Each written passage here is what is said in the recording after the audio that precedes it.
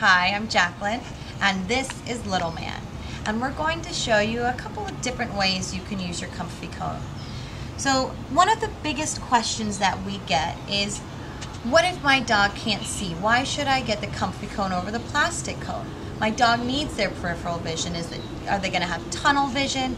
Well, we're here to explain to you right now that the comfy cone doesn't block off all their vision. It is just the peripheral right out to the left and right of the dog. But animals, unlike people, don't use their peripheral in the same way. If a dog doesn't see it, it doesn't exist like blinders on a horse. So the animals aren't upset that they can't see. They can turn their head and see whatever is there. And it also relaxes the dog. The comfy cones are opaque for a reason. A dog is calmer. Dogs that have anxiety issues, they chase their tails or chew themselves a lot, they don't really care anymore because they have their comfortable place. Now when you are with your animal, your dog or your cat, you can fold the comfy cone back right on the top of the dog's head or the cat's head, so they do have more visibility and a little bit more freedom while you're with your pet. Now, as you can see, there are these two side seams. When you are folding it back, you want to make sure that these seams are folded back. That way the cone will stay in the folded back position. And then when they aren't supervised, you must fold it right back into the comfy cone shape. And this way they are protected from anything if they try to scratch or chew. Now when you are with them, you can also fold the cone. Oh, there we go. Thanks, little man. Fold the cone under the chin.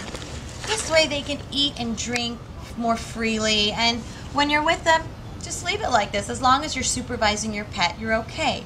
But when you are not supervising your pet, you must keep the cone in the outer position.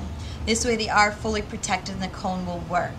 But remember, eating and drinking is still incredibly easy for the dog or cat because, as you can see, it pushes back on the cone if they're walking by a door, a wall, if they're pushing down the floor to eat out of their bowl. It'll just give, and then once that obstruction is gone, it just pops right back out into shape, so they will still be protected.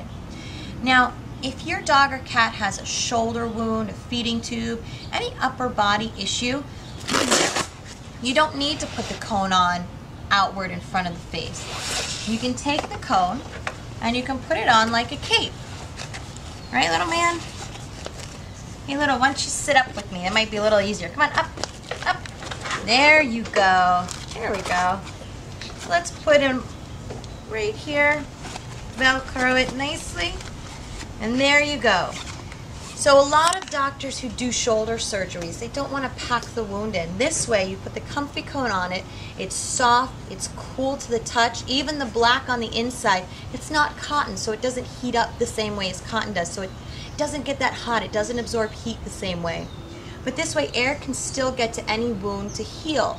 Now, say you want to take your dog to the park, or you have other animals or children that are playing, they're protected with the soft foam.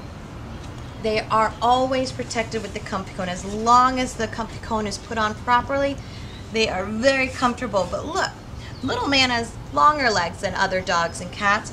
So what you can also do is fold the cone like this underneath the chest for more mobility, so those shorter animals can move more freely. And then you could just leave the cone in this position and let your pet heal.